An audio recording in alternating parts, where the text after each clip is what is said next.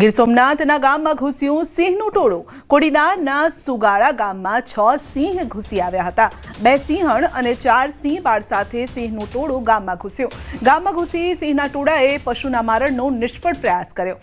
ગામમાં સિંહના આટાફેરાથી ગ્રામજનોમાં ભારે ડરનો માહોલ છે। સિંહોના ટોળાને લઈને ગામમાં ભયનો માહોલ છે।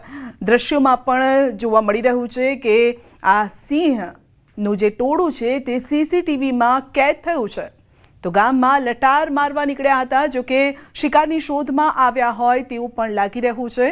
અનેક વખત આ પ્રકારની ઘટનાઓ બને છે જ્યારે પશુઓનું મારણ પણ થતું હોય છે, જેના કારણે ગ્રામજનોમાં ચિંતા પણ છે, કારણ કે વાડામાં પશુઓ બાંધેલા હોય છે અને ત્યારબાદ આ રીતે જંગલી પ્રાણીઓ તેનો શિકાર કરીને જતા રહે છે। તો રાજ્યમાં છેલ્લા કેટલાક દિવસથી 4 પગનો આતંક।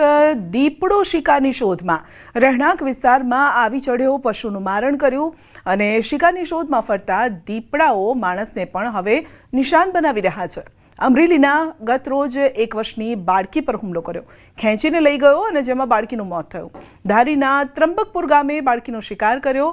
ખૂંખાર દીપડાને પકડવા 10 જેટલા પાંજરા મુકાયા છે। તો 2 દિવસ પહેલા ધારીના જ બોડી ગામે દીપડો જોવા મળ્યો હતો। રહેણાંક વિસ્તારમાં ફરતા ખૂંખાર દીપડાના સીસીટીવી સામે આવ્યા। મકાનની અગાશી પર દીપડો લટાર મારતો જોવા મળ્યો છે અને બીજી તરફ સાબરકાંઠાના ઈડરમાં પણ દીપડાની દહેશત જોવા મળી છે।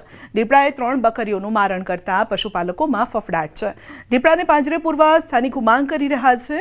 જૂનાગઢના વંથલીમાં પણ દીપડાના આંટાફેરા કેમેરામાં કેદ થયા છે। સુખપુર ગામે ખોડિયાર માતાજીના મંદિર નજીક દીપડો આવી ચડ્યો, જેને લઈને ગ્રામજનોમાં ફફડાટ છે। 3 દિવસ પહેલા જૂનાગઢના સાસણમાં દીપડાએ કર્મચારી પર હુમલો કર્યો। આયુર્વેદિક નર્સરીમાં કામ કરતા કર્મચારી પર હુમલો કર્યો હતો અને અચાનક જ પાછળથી દીપડાએ આવી કર્મચારીને ગંભીર ઈજા પહોંચાડી।